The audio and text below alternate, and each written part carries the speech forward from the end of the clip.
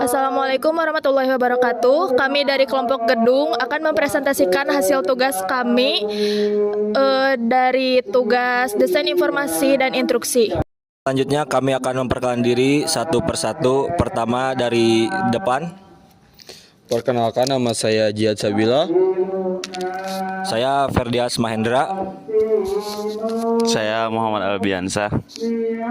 Saya Salisa. Saya Zakiatul Azhar. Saya Nurcantika Salsabila.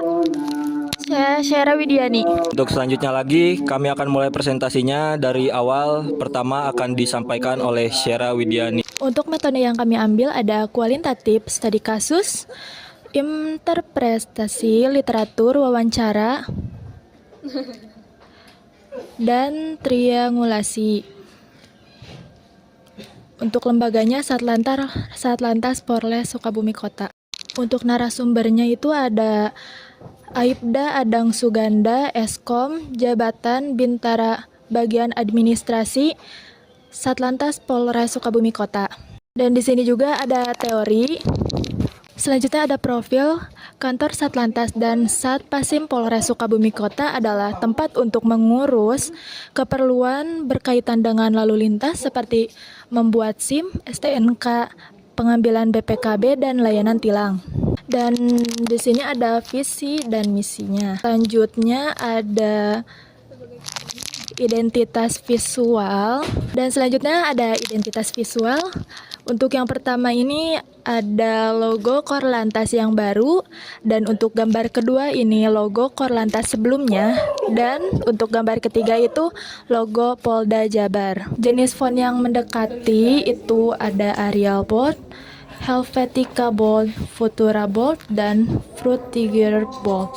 Dan di sini ada color palette-nya. Berikutnya ada analisis tangible dan intangible. Dan ada analisis SWOT. Lantas ini juga mendapati 23 ruangan indoor, salah satunya ada ruang foto SIM, ruang ujian SIM, dan ruang tes SIM B. Untuk propertinya ada tab khusus SIM dan komputer di setiap ruangan pegawai. Dan berikutnya ada data spot, penempatan desain, dan type design. Dan berikutnya juga ada titik implementasi atau kebutuhan media. Selanjutnya akan dipresentasikan oleh Salisa. Selanjutnya ada WEN. Satlantas Polres Sukabumi Kota ini membuka pelayanan di hari Senin sampai Jumat pukul 8 sampai pukul 14.00 dan di hari Sabtu sampai Minggu pukul 8 sampai 12.00. Selanjutnya ada sejarah Satlantas Polres Sukabumi Kota. Pada masa kolonial di Sukabumi terdapat markas Veldopolit yang berdiri di Cipelang, Kecamatan Warudoyong, dibangun pada tahun 1942 dan kemudian menjadi asrama serta rumah dinas polisi tahun 1946 dan kemudian dijadikan gudang senjata perjuangan RI dan terjadi kontak senjata dengan pasukan sekutu hingga dijadikanlah Satlantas Sukabumi Kota hingga sekarang. Selanjutnya ada HU, di mana HU ini adalah pengguna wayfinding ini sendiri. Ada pihak eksternal dan juga internal. Di internal ada Kasat Lantas, kepala unit atau seksi, staf karyawan, dan office boy. Pada pihak eksternal ada pemohon, pengunjung umum, peneliti, dan mahasiswa. Yang pertama ada segmentasi geografis, wilayah lokal, masyarakat yang tinggal di sekitar Sukabumi atau wilayah sekitarnya, misalnya di wilayah kota atau kabupaten. Selanjutnya ada segmentasi internal. Yang pertama ada Kepala Satuan Lalu Lintas atau Kasat Lantas. Kasat Lantas ini merupakan pejabat pimpinan yang bertanggung jawab atas keseluruhan perencanaan, pengorganisasian, pelaksanaan, serta pengawasan seluruh kegiatan lalu lintas di lingkungan Satlantas. Lalu ada psikografisnya. Kasat Lantas ini memiliki gaya pemimpinan yang tegas, analitis, dan sangat berorientasi pada kinerja. Dan selanjutnya ada image board dari Kasat Lantas itu sendiri. Lalu segmentasi internal yang kedua yaitu kepala unit. Demografisnya, kepala unit ini merupakan pejabat yang memimpin satu bagian atau seksi tertentu di bawah Satlantas seperti Gakum, Turjawali, atau Kamsel. Dan psikografisnya, Kanit ini cenderung proaktif, detail oriented, dan adaptif terhadap kondisi lapangan. Dan adapun image board dari kepala unit ini. Selanjutnya ada staf karyawan Satlantas. Staf ini merupakan personel yang menjalankan fungsi administratif dan operasional pendukung pada setiap unit, baik Regiden, Gakum, Turjawali maupun Kamsel. Fisiografisnya, staf ini memiliki kecenderungan pada keteraturan, ketelitian, dan stabilitas kerja. Juga ada image board dari staf karyawan. Yang selanjutnya ada segmentasi internal yang terakhir, yaitu office boy, di mana office boy ini merupakan tenaga kerja pendukung yang bertugas menjaga kebersihan, kerapihan, dan kenyamanan lingkungan kerja di seluruh area Satlantas, termasuk ruang pelayanan publik, area administrasi, dan area yang lainnya. Fisiografisnya, petugas OB ini identik dengan karakter yang sabar, telaten, nyaman dengan tugas yang rutin. Berikut juga ada image board dari office boy ini. Lalu selanjutnya ada segmentasi eksternal. Yang pertama yaitu pemohon, di mana pemohon ini adalah masyarakat yang datang ke Satlantas untuk mengurus berbagai keperluan administrasi seperti pembuatan atau perpanjangan SIM, BPKB, serta pelayanan tilang. Yang selanjutnya, psikografisnya memiliki motivasi untuk mendapatkan pelayanan administrasi yang cepat, tepat, dan tanpa melakukan kesalahan. Adapun image board dari pemohon ini sendiri. Lalu yang kedua ada pengunjung umum, di mana pengunjung umum ini adalah orang yang mencari informasi atau melakukan konsultasi terkait aturan lalu lintas atau mendampingi kerabat yang sedang mengurus administrasi. Psikografisnya umumnya memiliki rasa ingin tahu terhadap proses pelayanan publik dan ingin memastikan keabsahan data atau informasi yang dibutuhkan. Adapun image board dari pengunjung umum ini sendiri. Yang ketiga yaitu segmentasi eksternal, peneliti atau mahasiswa. Kelompok ini biasanya yang datang untuk keperluan penelitian, magang, atau pengumpulan data mengenai lalu lintas dan pelayanan publik. Psikografisnya didorong oleh keinginan untuk memperoleh pengetahuan dan data yang akurat mengenai sistem lalu lintas. Dan adapun image board dari peneliti dan mahasiswa itu sendiri. Pada bagian Y ada list permasalahan dan dokumentasinya. Yang selanjutnya akan disampaikan oleh Nur Cantika Salsabila. Baik, untuk selanjutnya saya akan menjelaskan bagian Y.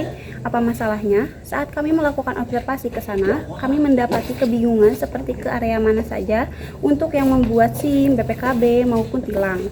Tidak ada room name pada beberapa ruangan, belum ada wayfinding yang mengarahkan menuju layanan di lantai 2, juga wayfinding yang masih belum terbaca, ataupun arah mana saja yang bisa dilalui pengunjung dan pegawai. Lalu ada tema desain. Tema desain difokuskan untuk mempermudah pengunjung dan pegawai dalam memahami arah, fasilitas, serta tata tertib di area Satlantas. Wayfinding dan signage dibuat lebih rapi, jelas, dan menarik agar informasi dapat tersampaikan dengan cepat sekaligus mendukung estetika gedung. Lalu selanjutnya itu ada how to do, solusi, yaitu menambahkan signage dan wayfinding pada area-area yang saat ini belum memiliki petunjuk, serta melakukan redesign untuk tanda yang sudah rusak ataupun masih kurang terbaca. Ada beberapa yang harus dilakukan kemudian. Lalu di sini juga ada how much, perancangan taman edukasi lalu lintas. Di sini juga ada beberapa dokumentasi hasil kami observasi. Lalu di sini ada brainstorming yang sudah kami buat. Lalu ada beberapa solusi, yaitu 1. Sistem petunjuk arah. 2. Sistem informasi fasilitas dan layanan. Lalu yang terakhir itu adalah sistem peringatan bahaya dan keselamatan. Untuk selanjutnya akan dibacakan oleh Zakiatul Azhar. Baik, di sini saya akan melanjutkan presentasinya. Untuk selanjutnya kita beralih ke matrix SWOT. Ini matrix SWOT-nya. Lalu ini ada mood board-nya. Langsung ke konsep wayfinding-nya. Konsep wayfinding kami ini bertemakan Taman Edukasi Lalu Lintas dengan konsep belajar melalui permainan. Masing-masing permainan memiliki nilai serta nilai pengetahuan mengenai lalu lintas. Nah, permainan ini memiliki alur permainan yang harus diikuti secara bertahap dari awal hingga akhir. Nah, di dalam permainan ini terdapat 7 permainan yang harus dilalui di Taman Edukasi Lalu Lintas, diantaranya yaitu yang pertama ada meja ludo berukuran besar. Meja ludo ini merupakan permainan yang menggunakan dadu. Nah, dadu dilempar dan angka yang didapat diserasikan dengan nomor kertas berisi instruksi untuk mencari informasi mengenai edukasi lalu lintas pada buku atau informasi. Nah, meja ludo ini berfungsi sebagai instruksi bagi pengunjung yang ingin bermain di taman ini. Lalu lanjut ke yang kedua, ada pohon literasi lalu lintas. Pohon ini didesain seperti rak buku. Nah, dengan batang pohon yang menjadi tempat penyimpanan buku-buku mengenai aturan berkendara dan rambu lalu lintas, berfungsi untuk mencari ilmu, informasi, edukasi mengenai aturan berkendara dan rambu-rambu lalu lintas. Nah, yang ketiga ada mesin roll edukasi, ialah mesin yang terdapat roll yang dapat diputar di dalamnya. Setiap pedal diputar, muncullah 3 foto bersampingan. 3 foto tersebut berisi mengenai rambu-rambu lalu lintas. Mesin roll edukasi ini berfungsi untuk mencari informasi, edukasi, rambu lalu lintas dengan hanya memutar pedal roll. Lalu yang keempat ada pompa sepeda edukatif.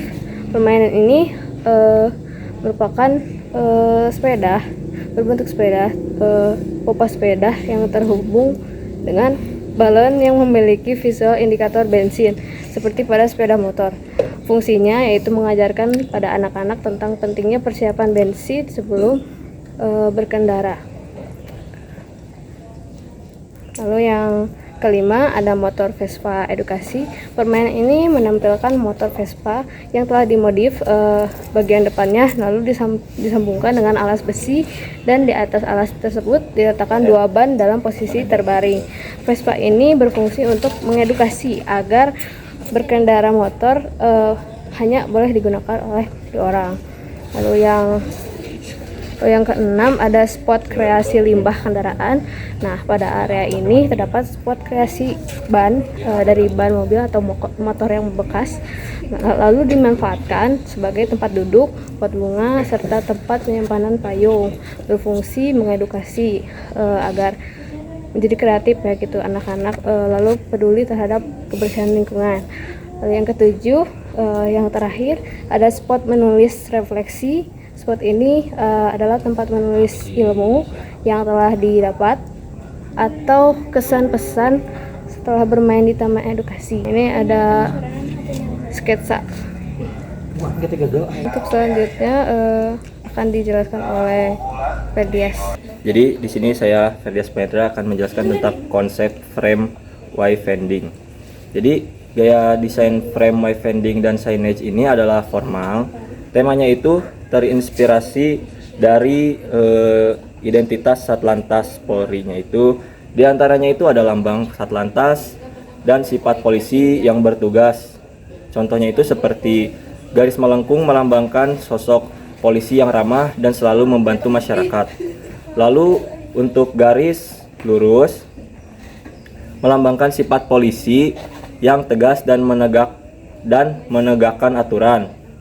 Namun dari beberapa desain ini tetap menciptakan kesan heroik dari bentuk sayap, lambang Satlantas dalam konteks polisi sebagai pihak yang dapat diandalkan. Lalu konsep frame ini itu memiliki studi nilai, diantaranya itu ada nilai fungsional, yaitu nilai fungsionalnya itu mempermudah pengguna menemukan ruangan yang ingin dituju. Kemudian ada nilai estetis, yaitu untuk membuat lingkungan terlihat lebih rapi dan teratur, memberikan kesan profesional lewat konsistensi bentuk, warna, dan tipografi. Yang ketiga itu ada nilai ergonomi, yaitu tulisannya itu mudah dibaca dari jarak jauh tertentu atau eye level. Kemudian ada nilai keamanan, mengurangi kekeliruan tersesat di area terbatas, mempertegas larangan di area berbahaya, contohnya balkon terbuka. Jadi seperti itu. Kemudian studi nilai selanjutnya itu ada nilai identitas, yaitu mencerminkan citra profesional, menguatkan identitas visual organisasi, memberikan kesan tertata dan terpercaya. Dan kemudian teknik garapnya itu menggunakan material dari akrilik, dan untuk penempelan si icon signage-nya itu menggunakan stiker agar, dan ini tuh kan disimpannya itu di dalam ruangan, jadi akan lebih tahan lama. Dan kemudian di sini ada sketsa frame-nya. Mungkin cukup sekian dari saya. Selanjutnya akan dijelaskan oleh Albiansyah. Saya Muhammad Albiansyah. Di sini saya akan menjelaskan konsep icon, di mana konsep icon ini dilatar belakangi oleh icon yang dirancang sebagai sistem signage dan layanan publik yang harus dipahami tanpa teks, terbaca cepat oleh berbagai usia, digunakan di ruang institusional seperti kantor, fasilitas umum, serta fasilitas pemerintah. Fokus utama desain bukan estetika dekoratif, melainkan kejelasan makna visual. Pendekatan dari visual utamanya yaitu menggunakan hitam atau warna solid tanpa struk, mengandalkan siluet dan bidang, tidak menggunakan detail kecil atau tekstur. Tujuannya adalah memastikan icon tetap terbaca dalam ukuran kecil, konsisten saat dicetak, dipotong, atau diaplikasikan di berbagai media. Adapun tema yang diusung yaitu layanan publik dan ketertiban sosial dengan ciri utama yaitu netral, fungsional, tidak emosional, dan juga tidak personal. Selanjutnya ada fungsi dan kegunaan. Sistem icon ini dirancang untuk signage atau penanda di ruang publik, layanan administrasi, informasi fasilitas, petunjuk perilaku dan aturan. Icon dapat digunakan lintas bahasa dan konteks budaya. Adapun di sini penerapan dari teori Gestalt. Yang pertama ada figur atau figur ground, di mana figur ground adalah objek utama selalu kontras, jelas, dengan latar tidak ada berambiguitas antara icon dan background. Prinsip ini penting agar icon terbaca cepat dari jarak jauh. Dan kedua ada itu klausur, di mana klausur adalah banyak bentuk tidak digambar lengkap. Otak pengguna melengkapi bentuk yang hilang. Ini membuat icon lebih sederhana dan juga lebih cepat diproses secara visual, tidak bergantung pada detail literal. Yang ketiga ada similarity atau konsistensi. Di sini figur manusia memiliki proporsi, gaya, dan struktur yang seragam. Bahasa visual konsisten di seluruh icon. Hasilnya icon terasa satu sistem, mudah dipelajari, tidak membingungkan pengguna. Dan yang terakhir ada proximity dan grouping. Elemen yang berdekatan dibaca sebagai satu makna. Jarak antara elemen digunakan untuk menunjukkan relasi atau pemisahan fungsi. Tanpa teks pun struktur informasi tetap terbaca. Adapun di sini beberapa sketsa dari hasil icon yang kita buat. Selanjutnya ada penerapan dari icon yang telah disketsa tadi. Untuk icon digitalnya ini seperti ini. Dan juga ada beberapa fungsi dari beberapa icon. Yang pertama kategorinya dari directory, di mana ada beberapa icon atau simbol seperti masjid, kantin, dan banyak lainnya. Dan juga ada identification seperti icon toilet, icon tempat untuk membaca ataupun ruang tunggu. Yang selanjutnya ada dari kategori informasi. Untuk informasi yaitu icon loket seperti pembayaran dan juga regulatory atau larangan-larangan. Ya, sekian, terima kasih. untuk icon. Selanjutnya ada alur pengguna yang akan dijelaskan oleh Jihad. Ada alur pengguna. Untuk lantai 1, garis berwarna biru diperuntukkan untuk pegawai dan garis warna kuning diperuntukkan untuk pengunjung. Adapun garis warna kuning diperuntukkan untuk ibu menyusui. Untuk lantai 2, untuk garis biru diperuntukkan untuk pegawai dan garis kuning diperuntukkan untuk pengunjung. Kemudian ada visual wayfinding, yaitu meja ludo, pohon literasi lalu lintas, mesin roll edukasi, pompa sepeda, dan lainnya. Berikutnya ada eye level. Untuk peralatan tanda seperti tanda fasilitas disesuaikan dengan eye level orang dewasa. Untuk peralatan tanda gantung diletakkan sesuai pondasi yang ada di lokasi, diletakkan 30 cm di atas rata-rata tinggi orang dewasa. Berikutnya ada roadmap 2025, peningkatan sistem informasi dan wayfinding, 2026, pengembangan fasilitas fisik dan kenyamanan ruangan, 2027, program edukasi keselamatan untuk dewasa dan orang tua, 2028, tema petualangan anak. Baik, untuk RAB-nya total anggarannya yaitu 38 juta. Kemudian ada digital frame di sini. Berikut ada peta. Dari pertama yaitu gedung Satlantas, di belakangnya ada parkiran, terus ada tempat tes SIM C, terus tes SIM B, dan teman bermain. Terima kasih.